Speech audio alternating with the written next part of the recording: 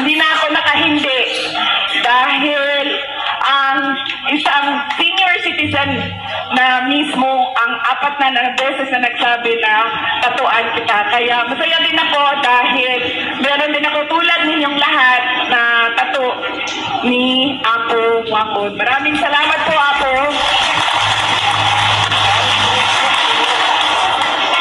At ang huling mensahe ko para sa inyong lahat ay mensahe ng edukasyon.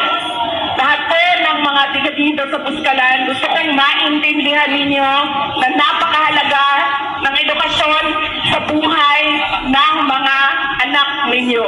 Kami po doon sa Davao City,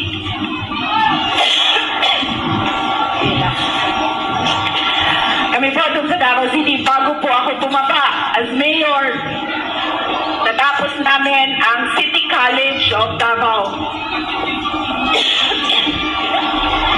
70% or 80% ng aming mga estudyante sa City College of Davao ay miyembro ng iba't ibang indigenous tribes ng Davao City.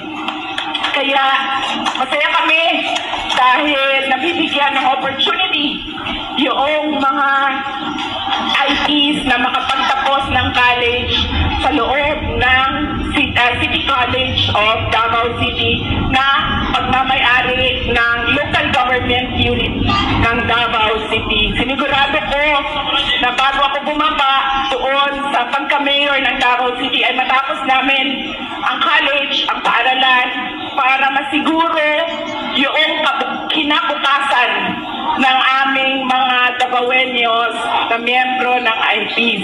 Yan din ang gusto ko maintindihan ng mga magulang dito sa inyong komunidad na napakahalaga ng edukasyon sa buhay ng inyong mga anak.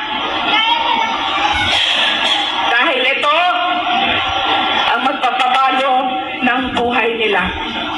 Meron po akong example na pinasimple ko ang explanation o halimbawa para maintindihan ng mga bata kung bakit mahalaga ang edukasyon sa buhay nila. Kunwari ay itong programa natin ngayong hapon na ito ay graduation nating lahat. Ito po ang ating mga honors, valedictorian, ang ating third honors. Lahat po tayo gagraduate ng nursing. Graduate tayo lahat ng nursing. Nakapagtapos tayo ng nursing. Meron tayong isang classmate na galing sa may kaya na pamilya. Yung kanilang pamilya, may hardware, may pharmacy, may grocery, may piggery, walang problema ang pera. Pasok lang ng pasok sa negosyo ang pera. Ang anak nila, walang problema. Bayad ang tuition, may kinakain araw-araw, meron siyang mga gamit sa paaralan na kailangan niya. Meron tayong isang classmate galing sa pamilya na naghihirap. Ang kanyang tuition, inuutang ng mga magulang niya para mabayaran. Ang kanyang pagkain, minsan meron, minsan walang kain, pumapasok sa paaralan. Walang gamit, walang libro, nanghihiram lang sa mga classmates ng gamit sa paaralan at mga libro. Pero sa araw na ito, nag-graduation natin ng nursing, walang mayaman, walang mahirap. Bakit? Dahil pare-pareho tayong lahat dito nakapagtapos ng nursing.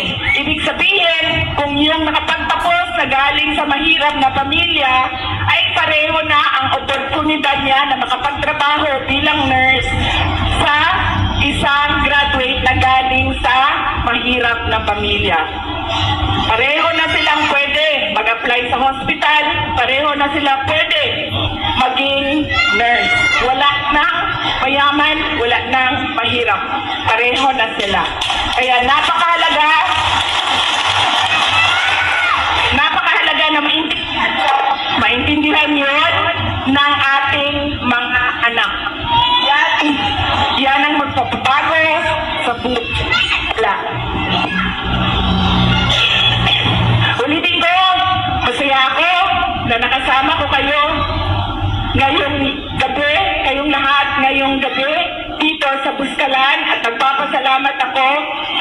pagtanggap ninyo dito sa amin.